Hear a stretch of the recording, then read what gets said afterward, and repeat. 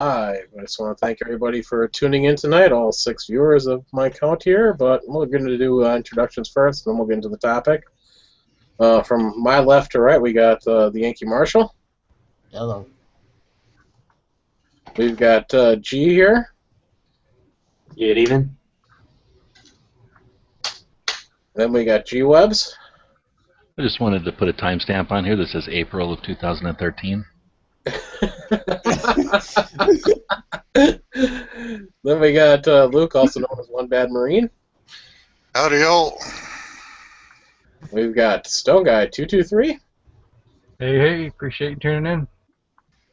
We got Thin Blue Line 1995. Hey, how's everybody doing? We've got Walt.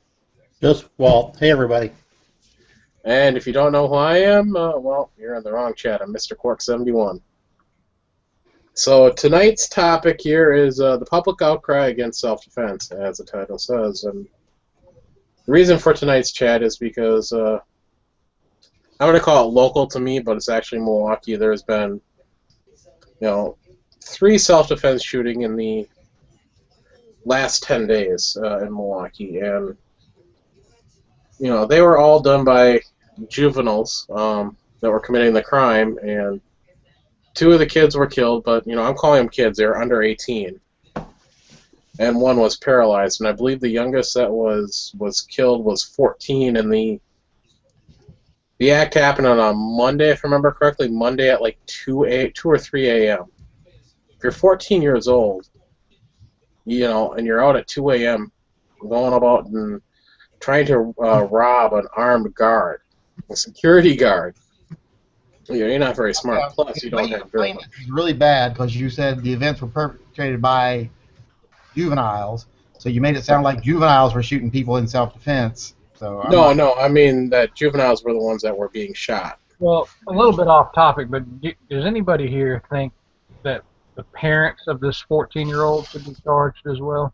Yes. Yes. No, in that, unless they lock him in a room or whatever, you can't wholly control your kid's actions. I mean, No. You can't keep a 14 At in. 14, you're in the responsible morning.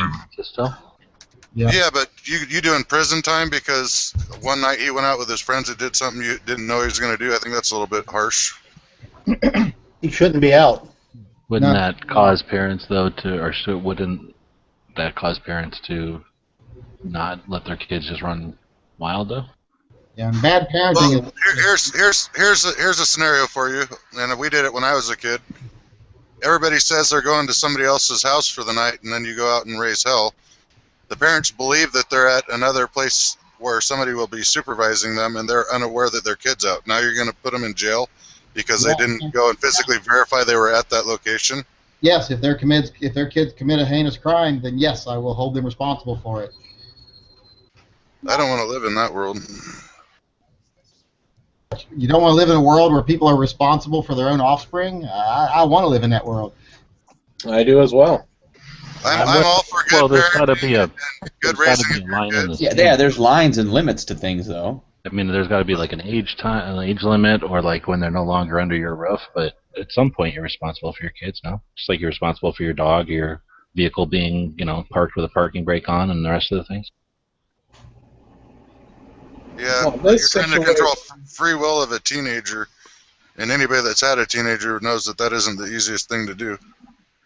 Well, but I'm going to say 14 that in the whole history of the planet, everybody's been a teenager, and all of our parents managed to keep us from doing something like a murder or getting into a situation where that could be a result, really.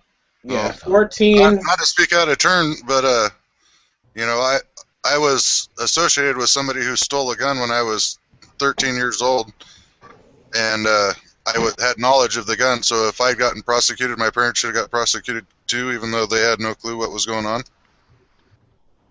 If you committed a crime with that gun, yes, they should. Yeah, but here's a specific on this We one. didn't start with controversy.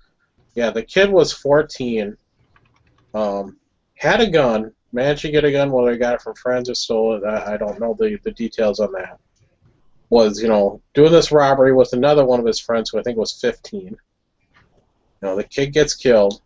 The parents are up in arms. They're, on the news. They're showing this picture of a little, I think 7 or 8 year old picture. Saying, the security guard didn't have any right to shoot and kill him. No, I don't agree with that at all, because if it's armed, no matter Yeah, what well, age. story. Now, I could see writing a law that anybody, even a juvenile as young as 10 or even younger, uses a firearm in a crime, that they get prosecuted as an adult. I can buy into that.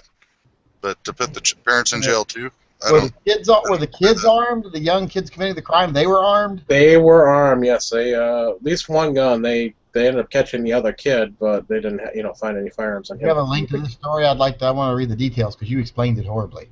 I know I explained it horribly. I've been looking for the link. I've been doing this, and I haven't been able to find it yet. But it's Milwaukee News, and I'll find it again. So give me some time. Damn you, Quark. Now, when you said the parents would go along with the kids or face prosecution with the kids, you don't mean in lieu of the kids, in addition No, to. I mean, kids, they are the child. If my 16-year-old tomorrow went out and killed someone in cold blood, he would go to prison, and I would be financially and civilly liable for his actions. Huh. Having a hard time getting on board with that. I agree with Luke. Not yet. Having kids, and my kids, my older kids are 19, and my one's going to be 18 soon, and yeah, I mean, unfortunately, like Luke, you do exactly what you said. That's what all of my friends would do. Like, oh, we're going to stay at my buddy's house, and then parents, oh, well, somebody's going to take care of them, so we don't have to worry about them, and So that's not your parents' fault for not calling the friend that you're supposedly staying with's parents and asking them if you're actually there? it just wasn't a thing that happened, man, in the 90s, realistically. It depends. I guess it depends on your social. Let's not say that wasn't a thing that's happened, because my mother did that. I do that. My grandparents did that. So it wasn't. I did it with my kids because I knew what I got away with. Sorry about that. I mean, I rode my bike to the mall when I was like 11, with, 4 miles from my house. When I lived in Springfield, the community was so tight that we all of our friends lived within 10 blocks of each other, and the parents weren't having to check on everybody because generally everybody was where they were supposed to be. I just love it when we live in this and I'm going to call it hypocritical society. And I'm not pointing any fingers at anybody directly in here, but we live in this hypocritical society where everyone always says personal responsibility, personal responsibility, personal responsibility. Oh, until it's one of my kids or me, and I got to pay a dime because of it, then I'm not for it. Well, I mean, everybody around me, the friends I knew, nobody was. I mean, you might get drunk every now and then, but nobody ever freaking raised hell and shot somebody or stabbed somebody or beat somebody up. Well, We used to run in those circles. no kids, almost no kids do it all. But Yeah. throughout history, we have this 18-year where you're until you're 18 or till you're 16, you can't drive till you're 16, you can't vote till you're 18, you can't drink till you're 21, right? That's all about personal responsibility. But isn't the implication that until you reach those ages of whatever that's called, that it's your parents' responsible? No, I mean, I responsible for agree you. that if you go cause damage. I could maybe buy in on the financial responsibility, especially if there's destruction of property for the parents. But to put them into the criminal system with a record for an action that was committed by their child, I think that's. When you decide to have children, certain responsibilities came with it, and some of those responsibilities and liabilities make it behooving upon you to raise your child right so that they don't do these things that cause you to go to jail later. So when you take away that liability, that risk, that's just a scapegoat for people who don't want to do their job of parenting. I'm like, when you have kids, it comes with certain responsibilities, whether you like it or you don't. All right. So what, are you going to put people in jail when their 16-year-old runs away from home? I mean, how do you even know what's going to happen? Murder somebody? Well, no, but I mean, I've I known think some the people that issue come from comes really up good. where you're looking at what the charge is, because if you're going to say that your kid went and murdered someone, do the parents face a murder charge? I think that's different than saying were they responsible, because there's a really important thing to look at, and that's going to be what the actions of the parent was. If the parent was, super responsible, took all the right precautions, and then their kid just ran off and did something, then I really don't think you can really put the parent at fault for what happened. I mean, raising kids is Well, really, legally you'd be liable for any civil charges involved in that, not criminal, but legally you'd be definitely liable for any civil charges. And I agree with that 100%. Now, if it turns out, say, oh yeah, he's Joey B's kid, and Joey B is an alcoholic and has done nothing for his kid his entire life except smack him around, etc., then yeah, Joey B should be being charged with a criminal charge too, because he contributed to that crime. Now, if he's a responsible parent, then okay, he can just accept the financial responsibility. So it's case by case, and you don't put someone in jail just for running away, so you wouldn't put their parent in jail for running away. Now, if you had a kid that was constantly on the street, and when it turned out, why are you on the street all the time? It's because mom and dad drink and they don't want me at home, etc. Well, then yeah, then you put them in prison because their kid's running away all the time. All right, now back to this one here. I put the link in the internal. It was actually 15-year-old. That was the one I heard. This particular case, that's where we started, right? Is this Right. kid running around at night with a gun or with his friends? He's a known gang member. He was actually shot the start of August. Whether it be in gang activities or something like that, and then. So he's just out doing gang activities, and then should his parents be responsible? Is what I guess we got it off on that one, right? He was armed. Michael Myers was only 11 when he decided to kill his whole family. Yeah, but there is. I'm trying to find the clip because they played an audio portion on the radio show that I heard all this about this week, where the mother said, the guy had no right to every shoot. Every gangbanger's mother sits on the porch and talks about how he was a sainted child who sang in the choir, and volunteered on weekends with homeless people. They're still Right. They're just gangbangers. Well, she brought it racist. The kid that was shot was black, and the guy that shot him was white. That's because of a little statistic that most crimes committed against whites are committed by blacks, just like most crimes committed against blacks are committed by blacks. So chances are, statistically speaking, when a victim shoots an assailant, it's going to be someone shooting a black person. That's just statistics. Yeah. We don't need to go down the race beating. That's statistics. There's no reason not to go down that road. That is the reality. That's not a bias of color or religion or creed or anything. That is just statistics. That's math. What does that have to do with what happened? Because the woman's crying that it's racism because a white guy shot a black guy. That is not racism. That is just statistical probability is all that is. Let's get even further down to the nitty-gritty. He shot a kid, regardless of color, that had a gun pointed at him. I mean, that's the brass tacks of it. Yeah, And the very fact that kid happened to be black is not racist. It's just statistically likely. Right. And there's always going to be people who are trying to push that narrative because, I mean, usually there is some sort of problem with racism here and there, but all the time people are just trying to put that onto every issue. Well, the problem is now there's an outcry that, at least in the black community, that, white people can just go around shooting black people and cry out it was in self-defense. Right, but they like to leave that part behind about where he was an armed black youth. Well, that doesn't matter in their opinion. Correct. Where that's everything. Those are pesky facts that don't necessarily bring anything to the table, according to. Don't let your facts get in the way of my emotions. Right. Yeah. And one last thing here to bring up on this Nice whole thing way to was, police officers ended up shooting a black kid who ended up being unarmed, but it was deemed a justifiable shoot. I can't remember exactly why. Dude, there was a shooting here locally where I live at a major university, Trinity, where this white kid got killed by a college PD, and the family was crying a bloody murder, and then it came out after that he did really try to, he was drunk and tried to attack the police officer, and he didn't have a gun, but he did physically try to assault him, and the cop ended up shooting him and killing him. And it made local news here, it maybe made a little national news, but he was white, so it wasn't, a national outcry. And that outcry they actually stems from the beginning, where there's really not that many facts to the issues. People just hear the headline, and the headline is usually kind of slanted one way, and so people just get really pissed off about that. Yeah, to go to that particular school, you have to, you usually come from a little money because it's a very expensive school. That thing there, I'm sorry. It's the thing that happened near St. Louis. The media had the whole thing tried in front of a judge and jury before even any of the facts were out there. Exactly, and they were pushing that to be. I mean, that underlying theme was racism there. If you were looking at the media. And that's what they're trying to do in Milwaukee with, they had a protest in Milwaukee, right after what happened in Ferguson about because the police shot, white cop shot a black kid.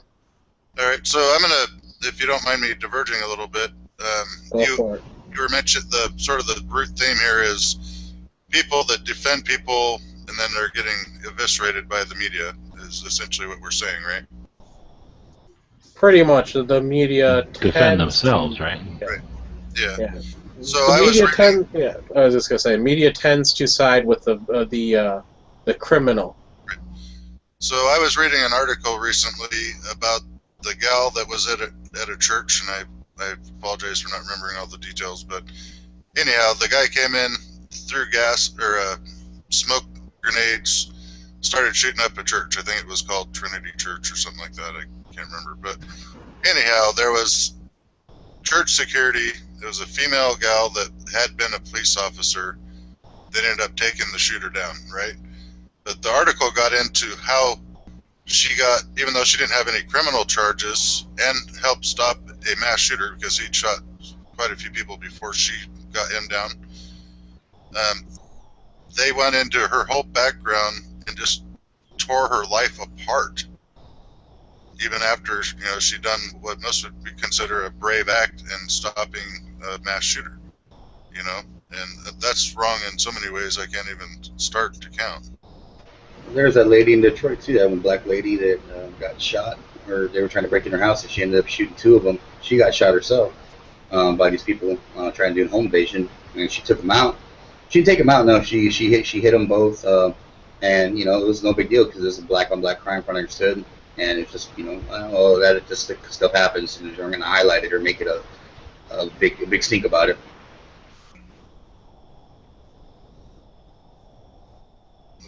Yeah, I really do think that it comes down to just how, especially with just firearms and firearms-related incidents, which self-defense tends to be, that the media's general media, like you got CNN, MSNBC, all those folks, just tend to have a negative outlook towards firearms, so they don't want to do too much on promoting firearms, so they're gonna have to take the other way about it and try to make a good thing that happened, or I guess like a positive thing, into a bad thing. Well, majority corporate media has already made that popular public opinion that there is a need for some more gun laws to be enforced or whatever, and that they can't go against that or turn their face on it, or you do 180 on it. And, well, actually, I disagree with that. That is not a popular opinion, because whenever you look at the polls, the vast majority of people every time in every poll say we don't need new gun laws, we just need to enforce the ones we have. I'm not talking about the people, I'm talking about the media.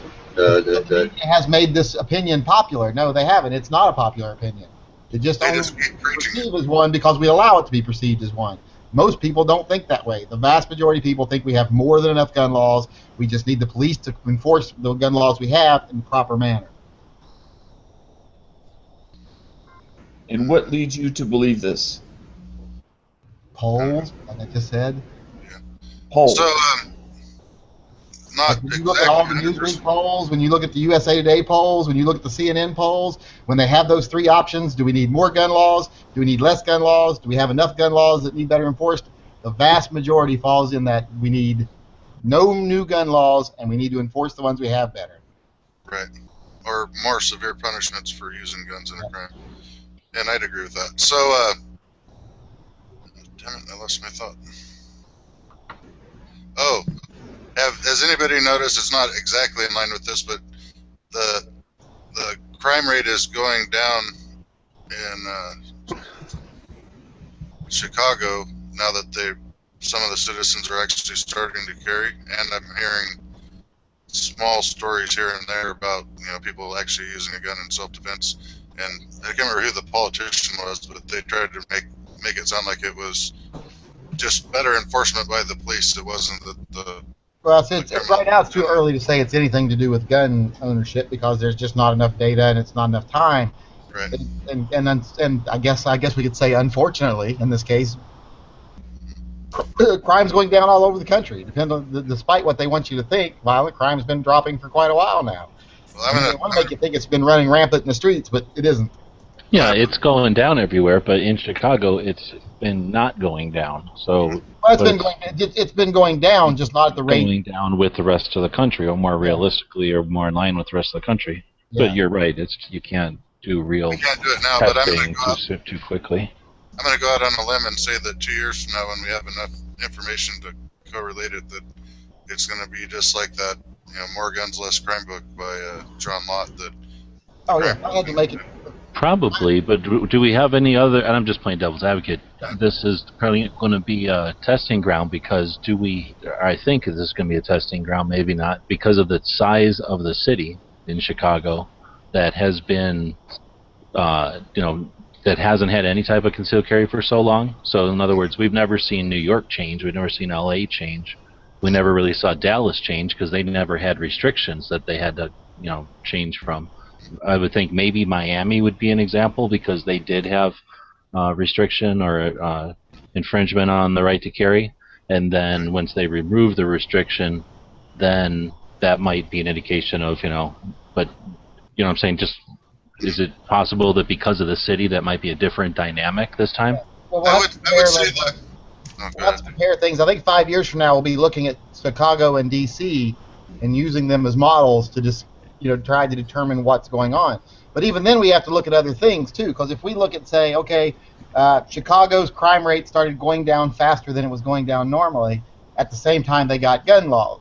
Sometimes they got concealed carry. Well, we can't just look at concealed carry. We also have to say, okay, did they also raise their minimum wage $3 an hour at the same time?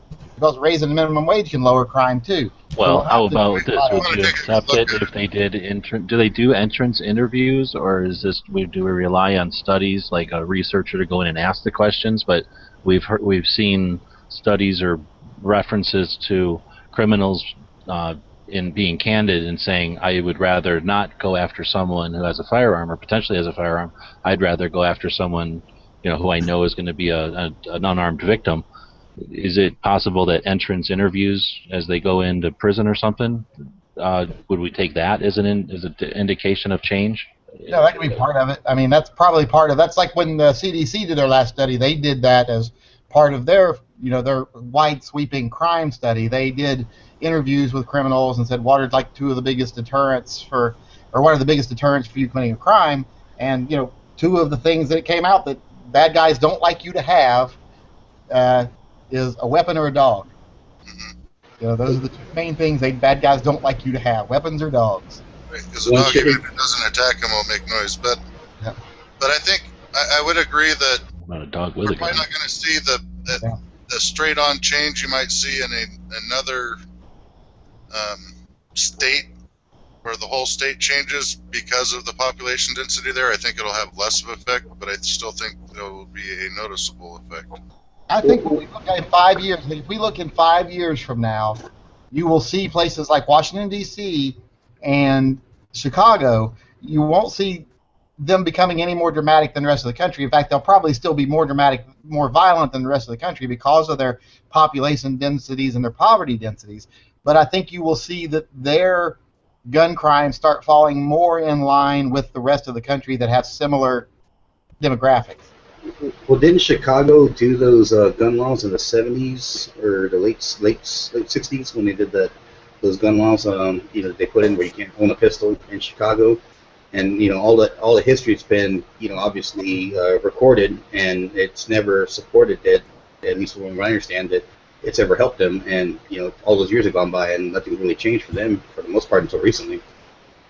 I might receive some kind of flack for this, but I think that in general, while it's been proven that firearm laws does have some sort of correlation to crime rates, a lot of the times it's a kind of hard thing to measure, and so a lot of the times you're seeing like individuals have defensive uses of firearms where they protect their own lives, protect themselves, and that kind of stuff doesn't show up. So ultimately, the gun laws may or may not affect the general rates, but you're going to see a lot more people being able to defend themselves from whoever's trying to do them harm. Well, here's what I can tell you. You're going to start seeing from Chicago, and you're going to start seeing this from the anti-gun groups, and you saw this from Florida, you're going to start seeing them saying, justifiable homicides tripled in Chicago, which they're trying to make you think people started shooting people with guns 3 times as often. But that's not true. They say that in Florida. They'll say justifiable homicides tripled. Well, yes, justifiable homicides did triple once they got the standard gun laws. There were less shootings overall, but the vast majority, a great deal more of the shootings did not have to face charges because they were good shoots because of the stand your ground law. So therefore, there were more justifiable homicides because there were more of the good shoots not being charged. There were less shootings overall, but more justifiable homicides. And that's a very positive number, but they tried to turn it into a bad number by just making it look like 3 times as many people got shot by people with guns. Well, look, Yeah, you can have let's say 10 or 12 people, let's say, use their firearm in self-defense, and it's a lethal force situation, so someone, the bad guy is killed, right? But then you can have 100 bad guys killing good guys, right? And they're not going to bring it up. But like what Yankee's saying, you could literally have the same 10 to 12, whatever, good guys using their firearm justifiably, and then if that bad guy number drops to like 1 because of the potential, and they all get scared and they quit robbing people, so they quit shooting people, then yeah, they can make it look like all of a sudden this other number jumped up and it's now 10 times higher than the original number. But Yeah, and then we also have to add in another thing. So to explain it as an equation, let's say there were 20 shootings, self-defense shootings in Florida before the stand your ground law. Well, they prosecuted 17 of them and called them, okay, they're not justifiable homicides, they were manslaughter cases, we tried them, they won, we didn't charge them with anything, they didn't go to prison. That still means there were only 3 justifiable homicides out of 20 self-defense shootings. Okay, now they get the stand your ground laws. Well, now they say, well, under the stand your ground laws, we can't prosecute these guys, and even though there was only 15 self-defense shootings this year, we can only prosecute 2 of them because 13 of them fell under the stand your ground laws. So there was fewer shootings, self-defense shootings. There was 20 last year, 7 and 15 this year, so there's less shootings this year. But they can't charge 13 of them because they fell under the stand your ground laws. Then they were good shoots. They were the same people that would have gone to trial before and won after they got drugged through the mud and lost all their money because of a good shoot. Well, now they don't have to go through that, and now there's 12 justifiable homicides instead of 3, so they try to make it look like there were 4 times as many shootings, even though there were less shootings overall. Right, they're good at twisting the information like that. The other intangible that we'll have in Chicago is what we get in the general gun community is the unreported defenses that go on. The people where they either drew a gun and the people just walked off and there was no report filed. I mean, we still can't quantify that in the community right now because there's just an underreporting, and that might be a significant amount. I never understand it why the same people that are so willing to accept the fact that 3 out of 4 women have been raped, they just don't report it. They're willing to accept that as gospel, but they will never accept the fact that someone drew their gun in self-defense and didn't report it to the police. Well, why didn't they report it? Well, why didn't the person that was raped report it? Yeah. It's funny how people are willing to accept some things and not others.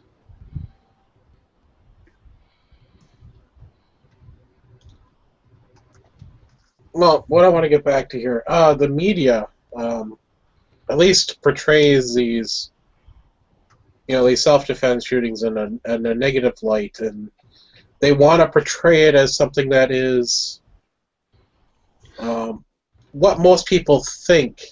They're trying to influence people to think that shooting somebody in self-defense is bad. It sells their narrative that that guns are evil. Yep.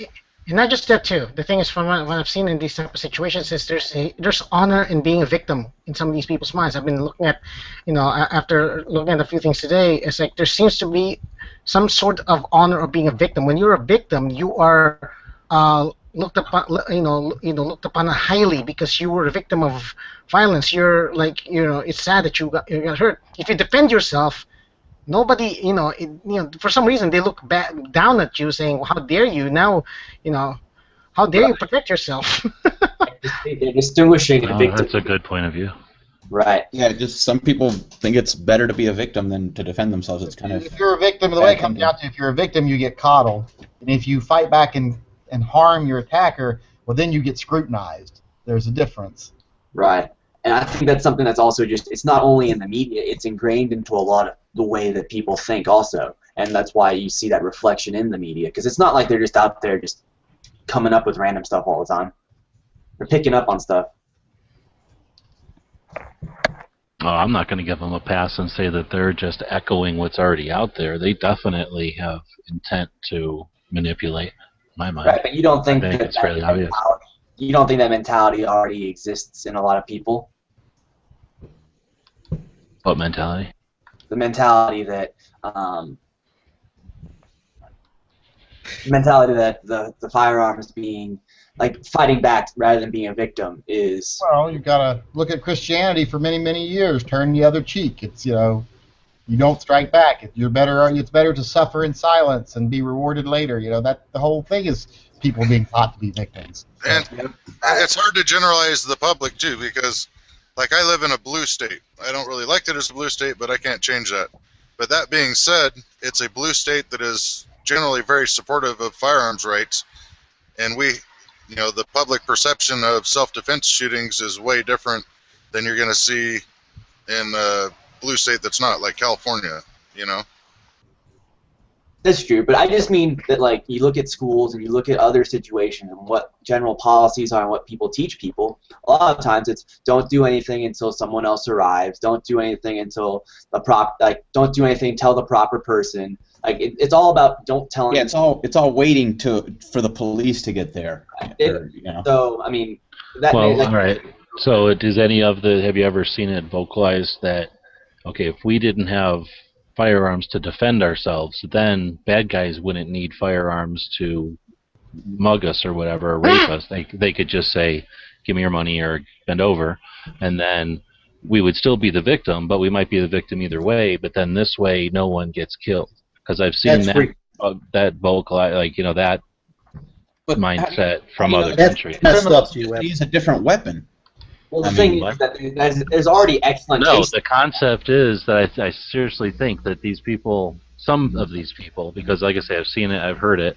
Somebody's got to mute because there's some wicked noise going on. Where, you know, that it's not so much the individual incident as much as the overall concept of if you got rid of all guns from law-abiding people, then the bad guys wouldn't need the guns because they wouldn't need to, you know, that much threat to rob someone. That you would, you know, that if you just decided to start handing people over their money or your whatever and you're getting raped, then nobody gets killed, and then that way, you know, the world's better or something.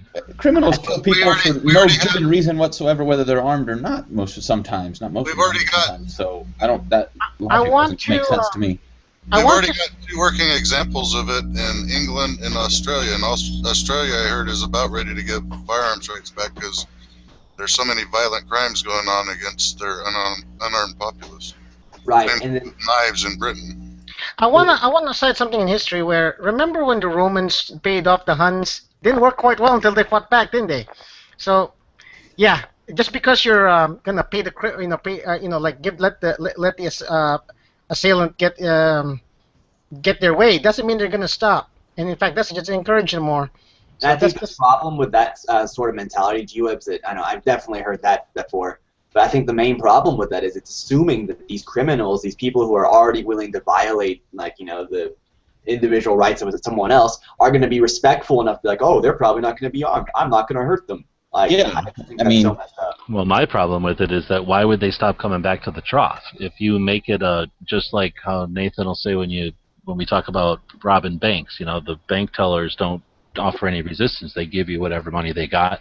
They're more than happy to because they're confident that the follow-up is going to be, you know, a deterrent or whatever.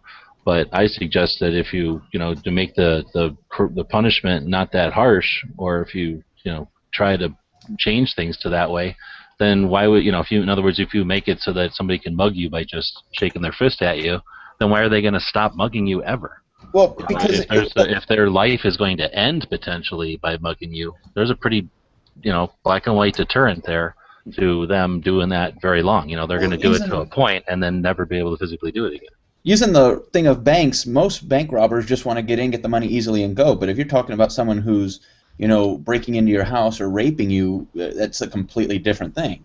Yeah, we're talking about the mentality of anti-gun, anti-freedom people, and I'm trying to play devil's advocate and say that they feel like if there, potentially they feel like if there's no guns on the planet, then same thing as the bank teller. There's no reason for the bank teller to kill the guy if he's only threatening him with a fist or something. Well, I think that the bank teller analogy is actually really good because it outlines the fact that with the bank teller, they give them the money because they're usually pretty sure that the FBI is going to come investigate them and they're going to the rate at which bank criminals are that's totally much higher. But that's not the case with muggers. Just because someone mugs you and you give them your money, it's not like we're going to bring down the full force of our investigators on that one criminal. Well, and plus it's missing the topic too. I mean, that's not really the point of the topic. We're talking about force meeting force, and there's always going to be, if you take away guns, there's a perfect Simpsons episode where aliens come down after we burn all of our guns and they take over the world with slingshots, and then they basically and they're No, it's with a stick with a big nail in it. So that's how Mo fights back. It's until that Mo gets a board with a nail in it, and they repel the aliens with a board with a nail in it because they one up the weapon. And I remember the aliens come out and say, your superior intellects are no match for our puny weapons. And there's always going to be a class of people that will use force to overcome another class of victim.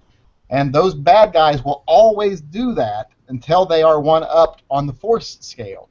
And it doesn't matter if it's guns, pointy sticks, knives, cannons, whatever it is, that will always exist. If you take away guns, all you will do is move it down the ladder where bad guys take advantage with knives. If you take away knives, you'll move it down the ladder where bad guys take advantage with rocks, or clubs. It's always, that element is always going to exist. You either allow the criminals to run amok and pretty much let that happen, or you enforce laws to an extent where you lose your freedoms. So there's some countries like that too. If you want to remove firearms, then that means you're going to have to overly exert a lot of enforcement of laws. You're going to have to increase law enforcement. You have to increase monitoring of society. Then you're going to lose freedoms in order to maintain that. If you're going to disarm people, in order to maintain order, and that's another other side of the extreme. So that's not good either. I mean, anything can be a weapon. You got to. In any society, you're going to have predators, and predators are going to use whatever they can take to have the advantage. And you can't sign any law or write any rule that's not going to stop that from happening. And as our argument should be and is we should have the best tool available to even up the odds. Yeah. Well, since the dawn of mankind, man has been killing man. It's the way it is. It's ingrained in our nature, sadly, that there is going to be evil in some of us. Is it just me, or have we basically had this same similar conversation about, let's just say, numerous times before? Yeah, sometimes it's not bad when we remind ourselves what it is and try to remember what we're. Well, it's not like the anti-gunners just say once we don't like guns and then they stop. So I don't understand why we would be expected to stop talking about the reasons why we don't. And every time we have. Well, I just want to say this real quick, Luke. Yeah, just real quick, Luke. And we always have new people tuning into these. Yeah, I mean, it's what we're talking about is the underpinnings of our beliefs, and it's also like preaching to the choir. But we have new people that may not have heard this before. We're talking thousands of viewers. Yeah. Well, maybe I didn't realize how many new viewers we had. This actually becomes a podcast and goes other directions. So there's no reason not to have. This is online and will be for a while. And I mean, that's an assumption. I hate to break it to you. When you get comic book nerds together, we will always talk about who's stronger, Hulk or Superman, eventually. Every conversation will eventually come back to that. And we're all okay with it because we all enjoy the conversation. And at any time, if any comic book nerd that doesn't want to be part of the conversation doesn't feel that that conversation is is beneficial anymore, they're free to move on. But we still have that conversation because there's always someone in the group that hasn't had that conversation with us yet, hasn't heard our perspective, and we haven't heard theirs. So we owe it to our groups to continue our conversation. Well, and I thought that, for an example, when Chris first joined right now, the first thing he brought up was a great way to illustrate that from that angle. I'd never, well, I can't say I never heard of it that way, but it's been a while, so I thought that was definitely interesting. In fact, I need to make a video of that so I can put more content. Seriously. I mean, unless you've got something pressing, but the topic was the media interpretation or the anti-freedom, anti-gun movement's interpretation of self-defense, stand your ground, and castle doctrine, right? So, I mean, that's half the discussion. Is we can all preach to the choir that we all know that castle doctrine is the way to go, but if we don't delve into the other side occasionally, well, like everybody said, stir up new stuff. Plus, it gives people, like you have, we're talking to a group of people, and there's an outreach. Because there might be only, let's say there's only 10 other people here that haven't heard this before. They might pick up something out of the conversation they can use with their friends that are sitting on the fence to make a good argument. So to me, that's worthwhile. If it's only 2 people that get something out of it, it's worth my time. And also, That's how I see it. going back to what we were just saying, I think that the biggest issue is that people who don't like guns correlate guns with crime, and they also correlate crimes with guns. Like, they think that the crime is just responsible for guns. So when they see someone being a criminal and someone using a self-defense situation with a gun, they're like, well, that's all like that to begin with is the fault of that we have guns. Well, I like to put the tinfoil hat on at this point and say, if there is something that's steering the overall ship, or if there's just an agenda that's driving it, then, and when you talked about that earlier, it's the same point I was going to make then, that the media is going to look at the person who used the gun as the aggressor, no matter if they're in what we perceive as the victim role or not. So, well, you know, we obviously have seen that no matter what the situation actually turns out to be, their initial reaction is whoever had the gun is the one who was violent. And that is that overall agenda that firearms are weapons. They're always used for something bad, and occasionally a good guy does the bad thing with it, and occasionally a bad guy gets hurt, and they don't see the justification, I guess, or their main thing is that they keep the gun itself as the implement of violence. It's easy to see that bias regularly, because it's very easy to turn on a TV show and see that lemon guy, that TV reporter. It's very easy to sit him and turn on TV and watch him do a story about how, oh, this neighborhood has so much violence. It's because they're poor and they get no social services, and the community has abandoned them because they're disposable people, and this is why they're so violent. And then the next day he'll cover a gun crime, and it's because of the gun. He completely ignores the stuff he was just using as excuses earlier to justify all the violence from these neighborhoods. He ignores that completely now because there was a gun involved, so of course it's the gun's fault. And they do that constantly.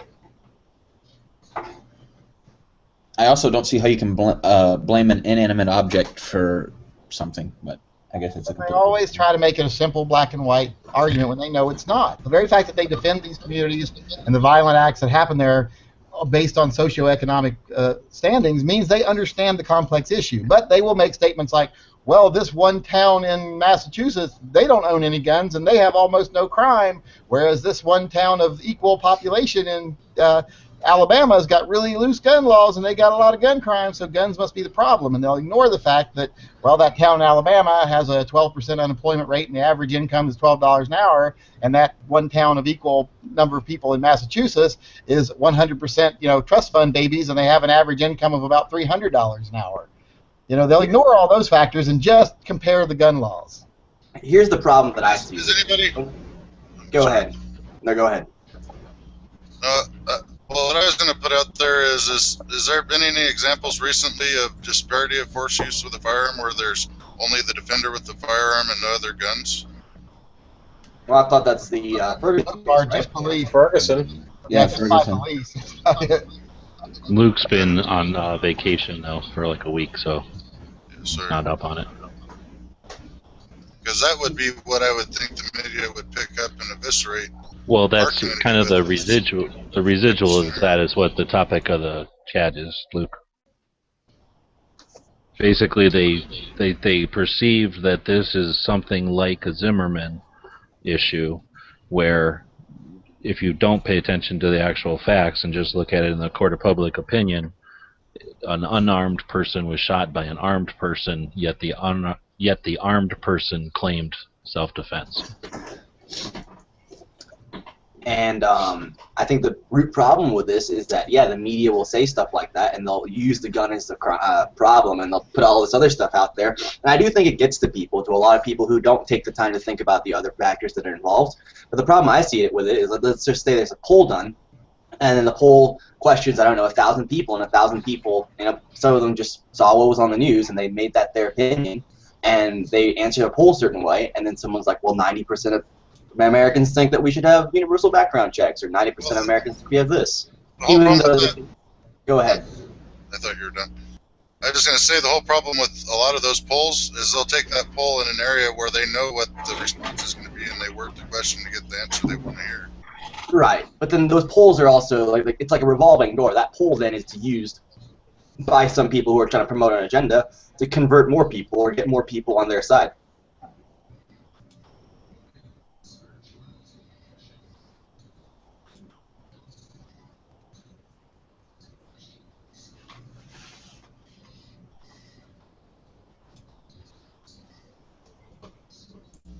And I will end the awkward silence. Read your post I don't want to be accused of repeating ourselves. Maybe we should create some sort of a grassroots organization to remind people of our Second Amendment right. You know, that sounds like an excellent idea. What do you think we ought to call it? I don't know, but I got a T-shirt that says "Every second matters." It's pretty cool that I try and wear on the second every month. What an excellent idea.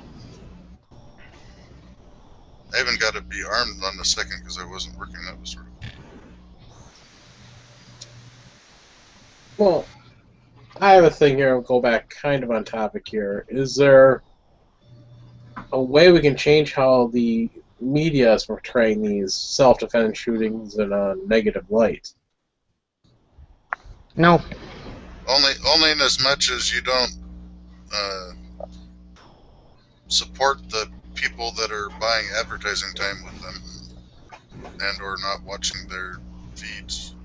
Right. Well, yeah, I know that if you sit there and you complain to the, the director, the whatever you want to call it, the producer of the show, they just reply back, if we're not getting complaints, then we don't think anybody's watching. Any coverage or any feedback or any viewership is positive in their book, whether people dislike. So speaking to that, then, what about the deal over at Every Town for Whatever with me and Yankee dueling in the comments over there, dueling thumbs up in the comments? Anybody think that'll be paid attention to, and or? Okay, I just got back from vacation. What's that about? Oh, I sent you an email. So we were in the chat the other day. I think somebody brought up that Every Town. I forget what it is. It's Every Town for Gun Safety. Every Town for gun safety Okay, allows they've got a discussion tab that's, like, not turned off, right? You had already gone over there and said something to them, like their commercial is stupid, and you had like 60 thumbs up or something. So I'm not going to let you have coverage over on some anti-gun thing for nothing. So I put in a comment saying, basically, it's inviting them to a calm debate and to talk about the issues in a live hangout. And then I made a video about it and told everybody to go over there and give me more thumbs up than you. So we're having a thumbs up war over there on their channel. I didn't even know you were having a war. As a bare minimum, I think it will let them know. It's a lot easier to have a war with you when you're out of town, so feel free to take a week-long vacation. As a bare minimum. We need a link. Somebody will get a link, I'm sure. That's so fair. You're at 163 and I'm only at 114 now. I got to make a video. But here's the thing. You started at 66, which is good to begin with, but that means we've definitely, poked them. So my question is, all the kidding aside, do you think that anybody over there will actually wake up and go, hey, there's an opportunity for us to blah, blah, blah, and then they'll actually invite us into a hangout? Or do you think that they'll just turn off the discussion tab? I really think bare they're going to minimum. turn off the discussion tab. Or something. Like, I just don't think that they pay attention to it. They use it as a medium to put their videos out, but I don't think they really care about it. It's like I'm sure. I am almost positive they didn't realize to turn that off or something, because it doesn't look like it's being monitored.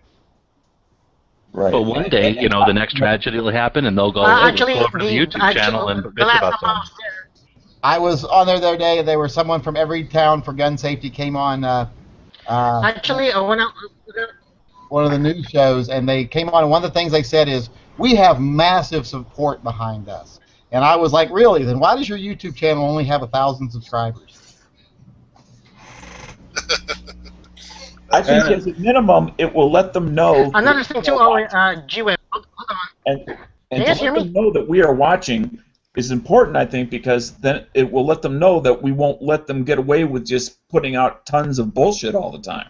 Is Chris talking? I think I hear him like gibbling in the background. We can hear you, but you never commit to talking long enough to not let somebody walk over you. That's what's going on. This is a good lesson for everybody who's had it too easy with only 4 or 5 people in the chat. There's a certain way you just gotta have the boarding house reach and start talking in a 10-person chat room.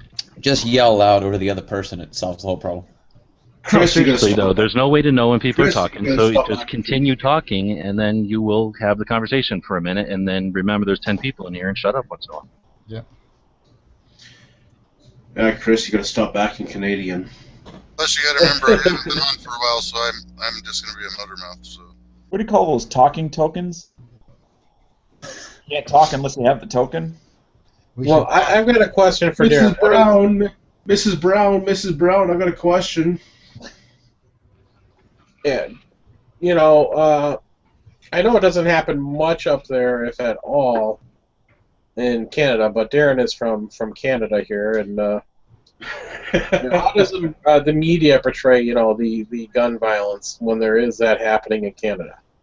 Okay, we pretty much have a leftist bias media party, and they are the CBC, and they think all of us gun owners are the most evilest people on the planet. The only people that stand up for us is Sun News, and they are a center to right news organization. The CBC is our government news or organization. So whichever party is the most popular or funds them the most, that is what kind of news they portray on the television and on the radio. Now, we know air attacks on humans are huge up there, but what happens when somebody's walking along and they end up, they can actually carry their shotgun with them, and they end up having to use a shotgun against a bear? Do they blame the guy for shooting the bear? Yes. Last month, there was a black bear that actually ripped a hole into a household. It was a trailer or a manufactured house. And this black bear actually ripped through the siding, through the house, and created probably a 2-foot hole on the inside of the house, trying to get inside. And I think it was the woman that was at the house used her rifle, or used her husband's rifle, to shoot the bear dead. And the media party, the CBC, said, "How dare she shoot the bear dead?" How do you shoot the bear not dead? I mean, you just shoot it in like the paw or something to make it run away. Well, Yeah, if they that's the mom, said that's a really smart idea. they said what she should have done was phone the RCMP or the OPP, the Ontario, the Ontario Provincial Police, to come and scare the bear away, or phone Fish and Feathers, which is the Fish and Wildlife, to come and tranquilize the bear. But when there is a 1,200-pound bear ripping the side of your house away to get inside your house, you have no rights. I'm going to go on record as saying that I usually support the bear also, but that's only because I think there are way too many people. Where this couple was living, it was in rural Ontario, so a very small farm. No, I just mean in general. All over the world, there are way too many people. I agree. There's way too many of us friggin' people. But because the bear was probably hungry, wanted warmth, who knows? And there was probably something delicious inside the house or outside in the patio. I don't know the whole story. The white. Hey, down here, Darren, we had some people out on the Long Beach Peninsula in Washington. That's our highest black bear density in the state. These people were feeding the bears dog food. They had 10 bears eating the dog food, and the only way they figured it out was the people brought one of the bears with them in the truck when they went in to get the feed one day. And unfortunately, 5 of the bears got destroyed, and then they were able to transplant the other 5 because they hadn't been desensitized to people enough. But we get all kinds of crazy shit down here, too. Like, I was working up in, where was it? Fort Nelson, BC. That's northern British Columbia. And their dump site is surrounded by bush. And on average, there are 10 bears per year scavenging the dump field. So, in layman's terms, there's usually 10 bears a year getting destroyed because they're getting too violent because they're eating human garbage, which is, it's sad. Yeah, it is sad, but we're going to get back on topic here. I didn't really want to drill into a bear trap, but I was just trying to make a point there that in Canada the media is also biased, just like it is, here in the States. Like, if you guys want to hear proper news coverage about Canadian firearms, watch sunnews.ca. They are probably one of the best because they do cover the Canadian firearm and the NFA, which is the National Firearms Association, up here in Canada. Also, a little shout out to what is it called? RightEdition.com. The guy that hosts that YouTube channel, he is quite a strong conservative, but has a pretty good mind on stuff. And he's so based you're saying out conservatives normally don't have really good minds on stuff. Well, no. The liberals. Okay, we got the liberals, the NDP. We have many parties up here in Canada. The only party that supports us is the Conservative or the Libertarian Party. The Libertarian Party is more of the eastern provinces, which is slowly working their way west, which I'm glad to see. But right now it is conservatives, progressive conservatives, and in Alberta is majority Wild Rose conservatives. Well, it's not just Great. an America thing. It's a North America thing here where it comes to guns and media, which is a good thing to know. Yeah, but like you must say, like down in the States, there is more equal between the news corporation, because it seems like there's more 50-50 between liberal and conservative. Up here is mainly all liberal. 50-50. We've got Fox News and then like 4 others. You know, it's like, no, it's. We have Patriot Radio on XM. Well, radio is different. Radio is typically conservative. TV is typically liberal. And then we got the Blaze. Yeah, no, like me, I You know, listen like that, to Quark? The Blaze? Like No, I mean like why the radio and the TV are like that.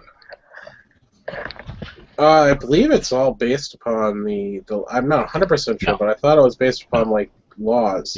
It's because you can't watch TV while you're working. Oh, like I know they tried to the government tried to push us through a few years ago. Well, the Democrats did that. You know, that radio had to be 50-50. If you had a conservative on there, you had to have a liberal on there. oh, that died back in like Nixon or friggin'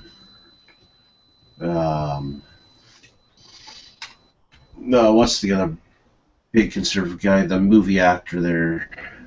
Ronald Reagan. Reagan. Yeah, Reagan. I want to say good night to everybody. I've had a good No, time. Luke, nice seeing you again here. Make it more often, please. Yeah. Later, Luke. Well, Luke, Okay. catch you later. Take care. Good talking to you. Have a good one. Yeah. Hear me But out. Okay. you know what? The one thing I do gotta say, because Canada, very we do good. have. Shut up, Chris. Maybe not. Hey, Darren, I'm sorry, not in a humorous mood on that one because I was trying to talk earlier, so sorry about that. Oh, I know you said. go ahead. No, I'm sorry. No, I was just trying to test out, so I'm sorry. No, going back to the every town for gun safety. Yeah, they are moderating it because that UWebs, if you can remember, when we first explored that, there were like hundreds of comments. There's only a handful now. I'm not sure if yours and Yankees hasn't been removed yet. Apparently, there were a lot of things being removed. Mostly the obnoxious ones. I don't know, but. Oh, really? Well, Yeah. hopefully they're manicuring them because they're gonna decide to take us up on it then. Well, hopefully. So just letting you know that when I went there, it went from hundreds to a few. I'm assuming Yankees willing to be in a live hangout with every second or whatever the hell they're called. I'm going to make a video challenging a representative of theirs to join us in a chat. Yeah. Now that I know I'm involved in this, I didn't know I was involved in this. Right on. You know, if any anti-gunner is out You there, go on wanna come vacation, in you there, get volunteered for shit. Deal with it. Exactly. When we saw when Or I give you saw reference cards. I was looking for how this got us. I was looking for like these guys trying to get proof that they don't want to. They're censoring comments. They're blocking. They're removing the comments, and I stepped on every time for gun safety because Moms Demand Action does not have a discussion section. Yeah, enabled. So, but they do. So I thought that they screwed up. They left that open. Granted, they're removing comments and don't know, So, but since we got there, we saw you having a lot of comments over there, and GWeb said, you know what, we need to one up Yankee. Well, here's the thing. Now, if there's any somebody who's anti-firearm out there and wants to debate with us in a calm manner, we won't resort to calling names. Well, at least most of us won't. I can't speak for Yankee. I missed something. We gladly welcome you on one of these chats, and we'll have a calm, rational discussion with you. Yeah. Including any wild Canadians. Well, I don't know. I haven't seen Bob lately, so I guess I'm the only real Canadian showing up on these chats here lately. But He's been around. Bob's enjoying his retired life a little too much, if you get what I mean. Bob usually joins later on in the night. After Oh, he's he's dozed off enough to get drunk again. I thought he was retiring in like I don't know, last year or next year or something. He retired this year, but we're gonna. Oh, right on. Well, yeah, no. I want to bring up another thing too, just one last topic, and I know we touched on it a little bit earlier, but this is the public outcry. And by public outcry, I always meant the media, because they want to try to portray what they think the public is acceptable of, but we all know that's false. But they also bring up race all the time, especially when it's a white person killing a minority, specifically black in this situation. Well, I'll be the first one to say this. That is south of the border. We don't really have that problem up here. Well, your aboriginals are so few and you're so far in between. Well, the only minority we have are cops and us, and they like to shoot us. Yeah, I was just kind of quoting Bob there. Everybody's an aboriginal to him if you're not white. I have kind of a question. It's kind of backing up on something that the good guy mentioned earlier, as far as many times when there's these shootings that happen to make the media, the person that gets shot, which is commonly doing something illegal in one way or another, is portrayed as the poor victim and is almost turned into a living martyr. Sometimes a dead martyr, but a martyr nonetheless. What do you think about that? Yeah, Brown's a good example of what happened to Ferguson. Because I don't think it's that they care about the injustice of in society of the crime as much as their agenda to remove the firearm. So again, it's whenever the firearm is used, that's the pivot point. That's the focus, I should say, not the situation living up to it. But as if these, many times criminals are actually heroes when in fact, by definition at least, they're not. Yeah. Well, no, I'd ponder or whatever put out has it. I mean, we see that every single time. I mean, literally, we know it's in lockstep. Something happens, the media immediately reports and then starts to assume, right? And all those assumptions imply that the firearm or the access to the firearm is the reason the instance happened, and then they start to they start to speculate, and it's not like you just said, it's almost always the person that got shot is the victim, no matter what the actual circumstances are, and then they let the things happen. But I'm just saying, I'm just describing the same situation, but I mean, literally, has it ever been any different than that? So. Again, I think that proves that they've got their agenda and they're in lockstep. They've never veered from it. It turns into at least to me, it turns into what's called hero worship. Yeah. Is if they're literally worshiping the person that perpetrated the crime. And they'll do the same thing though. When a bad guy shoots a police officer, there's still the same outcry. Because it's the gun, it's when a bad person shoots a police officer, they don't turn a cold shoulder. They still, persecute the act of the person dying because of a gunshot. Well, up here, I'll say one thing. There was a guy that was involved in a armed robbery, and the victim used bear spray, because bear spray isn't a prohibited device, unlike pepper spray.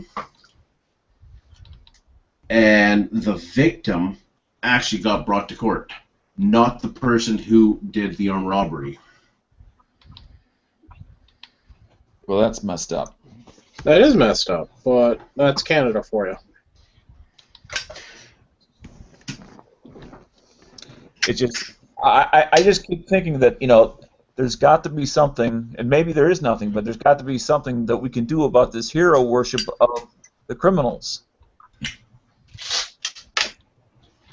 Well, if you think that comes from, if you think that that is portrayed on the media and that has some degree of effect on people watching it, one thing that is that they have a great advantage in the sense that they can reach a large audience that is a lot easier for them to reach than it is for us. Because, I mean, yeah, we can make YouTube videos, but a lot of the times the people who are watching YouTube videos are already part of the gang. Right. Or you can have like one-on-one conversations, and that's great. It's usually really effective. It's just hard to have one-on-one conversations on the same scope and scale that media is able to reach. Like, I don't know. Do you guys remember the movie with Jim Carrey, Liar Liar? Yes. Yes. Yep. And in the one scene, his secretary said that my neighbor had someone break into their house, and the person filed like $100,000 lawsuit, and then Jim Carrey, when he was under his spell of telling the truth, said, "Oh, I could have got a lot more." That's how it is. It's the felon has more rights than the law-abiding citizen. Well, I'm going to use a great Married with Children reference here. Burglar breaks into Al Bundy's house. Al Bundy punches him out. The burglar takes him to court and suing him over whiplash, basically, because he punched him. Yeah, I remember that episode. Yep, and the burglar won. But then Al Bundy ended up punching the criminal again, and then complained that he hurt his hand. It was a criminal's fault for hurting his hand. So. Twisted logic. Yeah. Yeah. But I want to bring up one thing here, and this is from PolitiFact. I posted this over at Gun Channels quite a while ago, so I don't know if it's up there. And this was written August 20th. This is really based on the Ferguson, Missouri thing, but it's also something that's important. In 2012, there were 12.2 million arrests.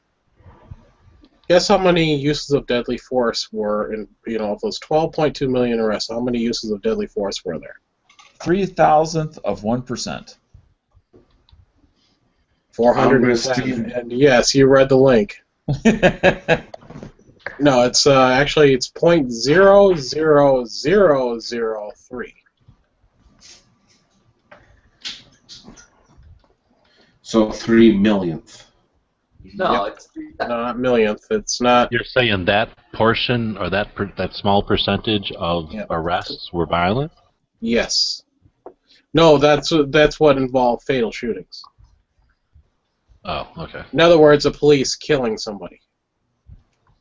I thought it was involved lethal force. It didn't necessarily say that they killed them.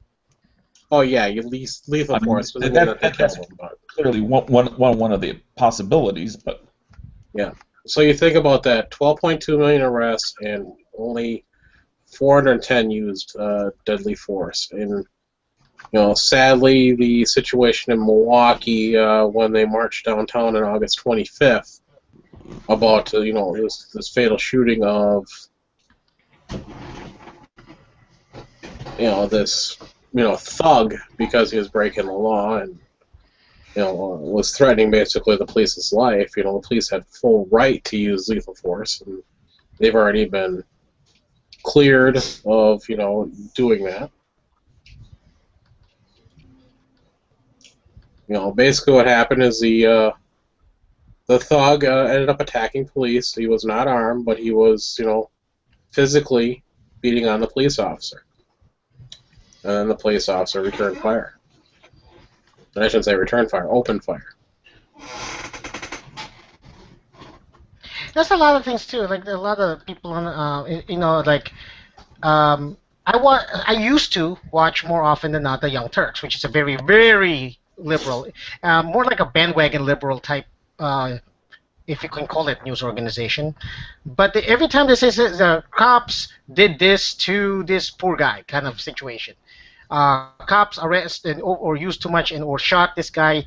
And then when they try to go over to the guy's past or his history or even any things he did, I mean, granted, if he, if he was shot for doing something, even if he was shot for not doing anything, that's one thing. But if he shot in the midst of the cops that can defend themselves, that's definitely, the cop had every right to do that. But there's always this thing where the cops overstep their bounds. They shouldn't have done that. There's always like this. Something else could have been done that's not violent mentality. I don't know why. Well, a lot of the times no. It's true because I mean, police do carry non-lethal options, and I think the recent high-profile cases and recent high-profile incidents, people are wondering why didn't they use a less than lethal force option. I definitely think that it's over-touted, but I think that someone needs to be saying it, because if someone's not keeping it in check, then it's going to be like no one's watching. We can get away with whatever we want. Oh yeah.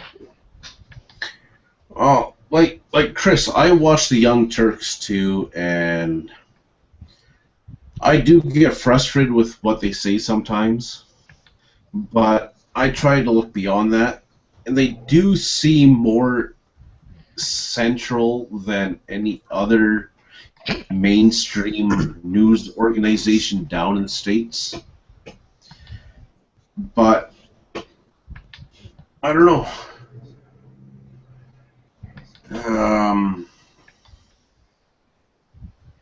Yeah, and what do you call it? It's just like to me sometimes it's called. I don't know. When I see, I'm very liberal, like some people are, but when it comes to I'm very liberal on a lot of issues, But when it comes to guns, though, it's like, well, it makes sense. We have there are a lot of gun owners in America. There's no rampant violence because of it. Yeah. That in any sense or degree.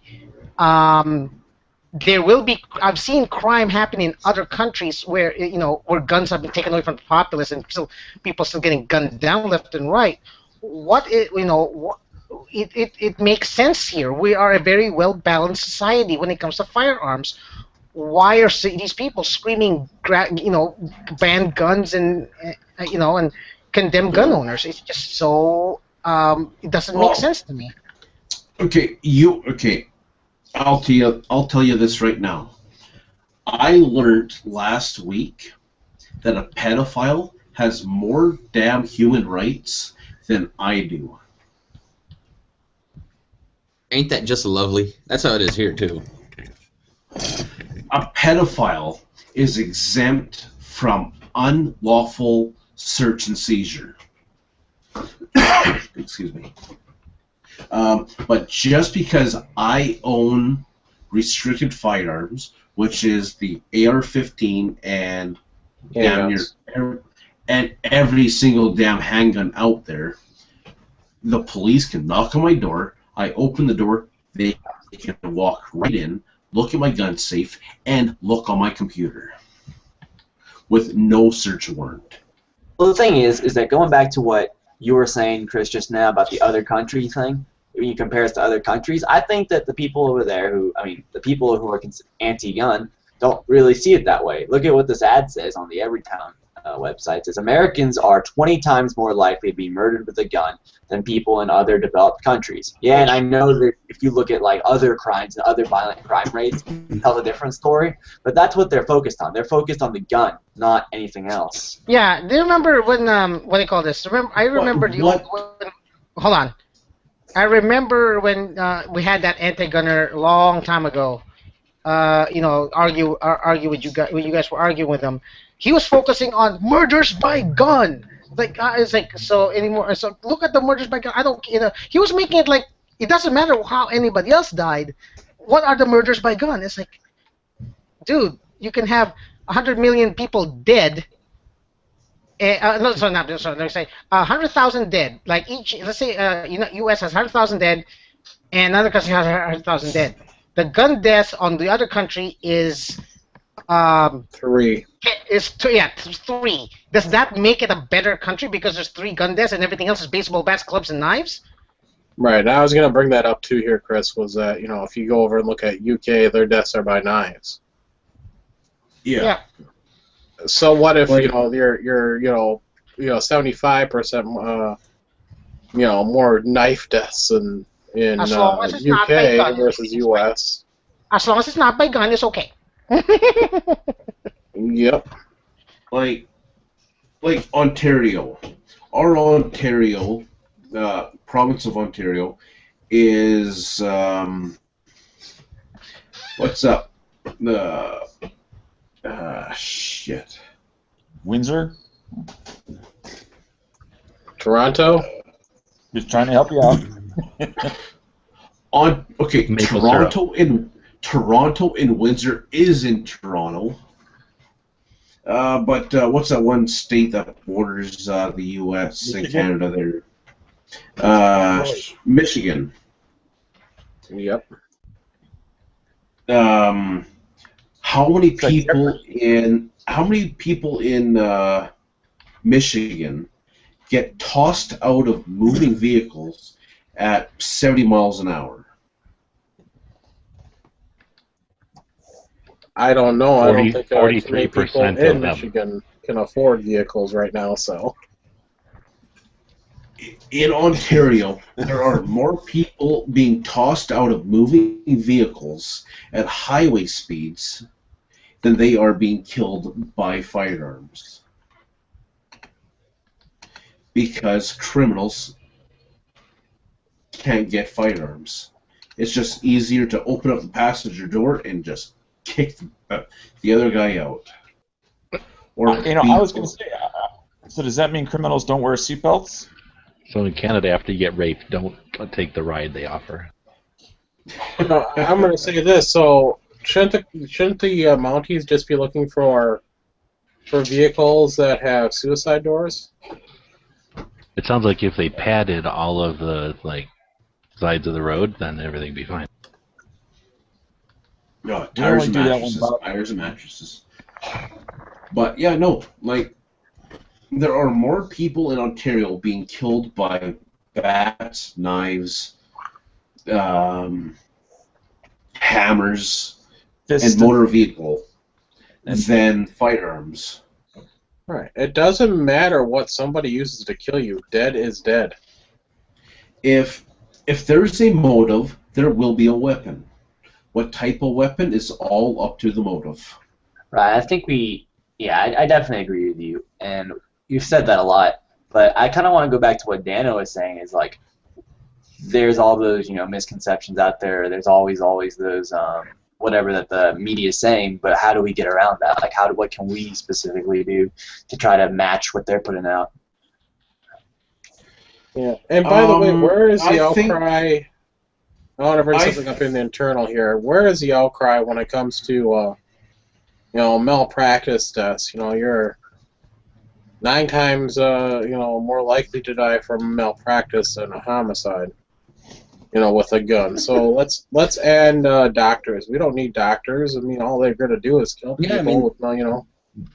Well, doctors do save lives, but guns do too. So I guess you want to ban one, you got to ban the other. Well, that's what I was getting at here. Doctors save more lives, and they. It's not that they save more lives. It's more of them are documented. I mean, if every time someone used a gun to defend themselves, they called the police and reported it, I'm sure it'd be just as much. But I really do think if we got rid of all medical practices in this country, that we'd see a lot more people dying than if we got rid of guns. Hell, even a doctor was willing to use a gun to save lives outside of Philly. Yep. I'm pretty sure if you got rid of most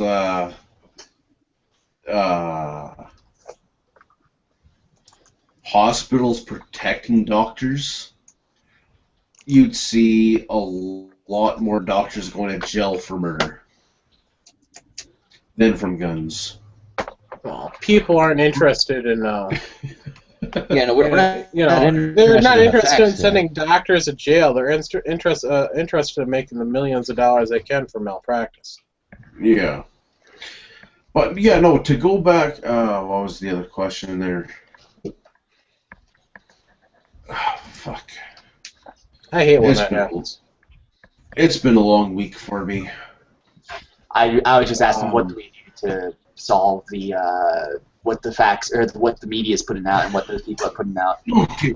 Yeah, okay, what we need to do is we need to get one individual from each county,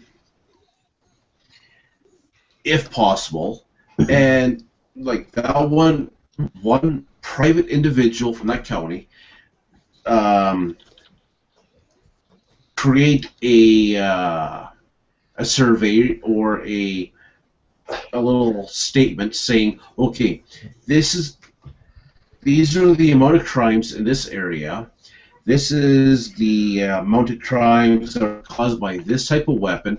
This type of weapon protected us from that type of crime, and then group all those little counties together and see what the actual conclusion is. Well, they kind of did 1 that. month, Just, 6 months, or I could dig up the link to it, but there's been studies that estimates between 250,000 to over like 3 million times a year a person is, say, from violent crime with use of a firearm. The reason they don't get reported is because most of those times they do not even have to fire the gun, so there's no need. The criminal just runs off. I think even if we had the study that you're talking about, Flash, I think that the problem is that it's distribution. Like, similar studies already exist. That information is out there.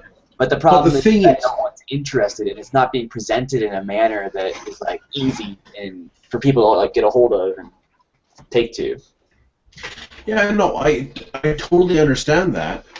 The thing is, you got, like, we have, as the gun community, we have a lot of anti-people. We have a lot of people creating false information to make their side look proper. And then we also have a lot of pro-community making a lot of